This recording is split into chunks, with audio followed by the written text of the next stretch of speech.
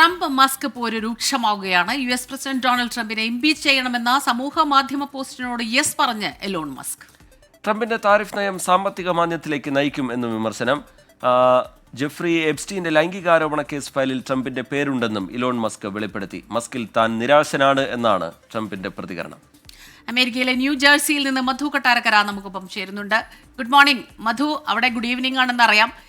ഇതിപ്പോ ട്രംപ് മസ്കിന്റെ ഒരു പോസ്റ്റ് ഞാൻ നോക്കുകയായിരുന്നു. അതിൽ മസ്ക് പറയുന്നു time to drop the real big bomb എന്നാണ്. അപ്പോൾ ആ ബോംബ് ഇതാണോ? ട്രംപിനെതിരെ ഈ ലൈംഗികാരോപണ കേസിൽ ആ ഫയലിൽ ട്രംപിന്റെ പേരുണ്ട്, അതുകൊണ്ട് ഇത് പുറത്തുവിടുന്നില്ല എന്നുള്ള രീതിയിൽ കടുക്കുകയാണ് പോര്. Good morning Rejith. സ്മിത പറഞ്ഞതുപോലെ അതെന്താണെന്ന് നമുക്ക് ഇനിയും കാത്തിരിക്കേണ്ടി വരുമായിരിക്കാം.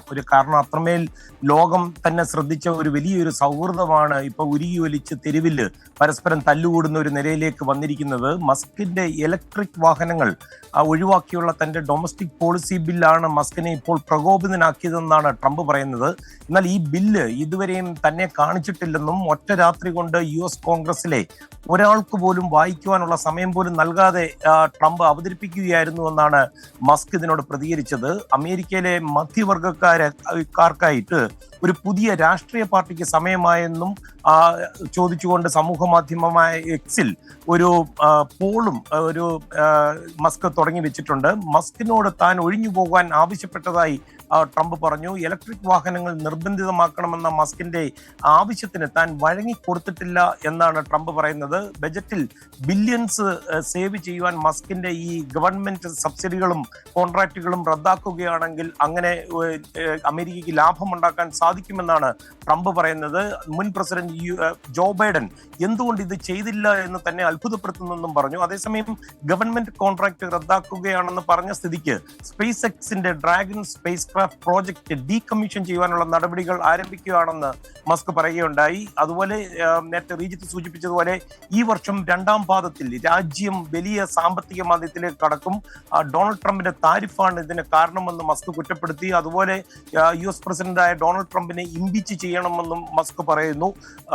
സ്മിതയ്ക്ക് ഇതിന്റെ ബാക്കി കേൾക്കണമെന്ന് ആഗ്രഹമുണ്ട്. എന്താണ് ബോംബ് എന്നൊക്കെ അറിയണമെന്ന് ആഗ്രഹമുണ്ട്. പക്ഷേ ഇതിങ്ങനെ തുടർന്നു പോവുകയാണ്. അതുകൊണ്ട് നമുക്ക് വരും ബുള്ളറ്റിനിൽ ഇതിന്റെ ബാക്കി കഥകളും കൂടെ നമുക്ക് പ്രേക്ഷകരിലേക്ക് എത്തിക്കുവാൻ സാധിക്കും.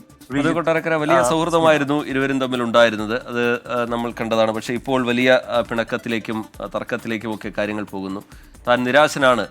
ഈ മസ്കുമായി ഇനി നല്ല ബന്ധം തുടരാൻ കഴിയുമോ എന്നുള്ളതിൽ സംശയമുണ്ട് എന്നൊക്കെയാണ് ട്രംപ് പറയുന്നത്. മാത്രമല്ല ട്രംപ് മസ്ക് പോരിന് പിന്നാലെ ടെസ്ലയുടെ ഓഹരികൾ 15% ഇടിയുകയും ചെയ്യുന്നു. മധു.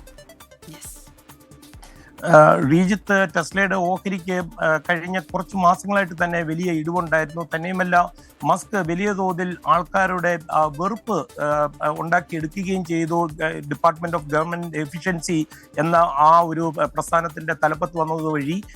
അതുകൊണ്ട് തന്നെ ഒരുപക്ഷെ ഈ സൗഹൃദം അധികം നീളാൻ സാധ്യതയില്ല. തന്നെയുമല്ല ഇവർ രണ്ടുപേരുടെയും സ്വഭാവം ഒരേ രീതിയിലായതുകൊണ്ട് അവർ ഒരുമിച്ച് പോകാനുള്ള സാധ്യത വളരെ കുറവായിട്ടായിരുന്നു കണ്ടിരുന്നത്. പക്ഷെ ഇത് ഇത്ര വേഗം തെരുവിലേക്ക് തല്ലുന്ന രീതിയിലേക്ക് പോകുമെന്ന് പ്രതീക്ഷിച്ചിട്ടില്ലായിരുന്നു. റീജിത്ത്. ശരി. ന്യൂജേഴ്സിയിൽ നിന്ന് മധു കൊട്ടാരക്കര വിശദാംശങ്ങൾ പങ്കുവയ്ക്കുകയായിരുന്നു.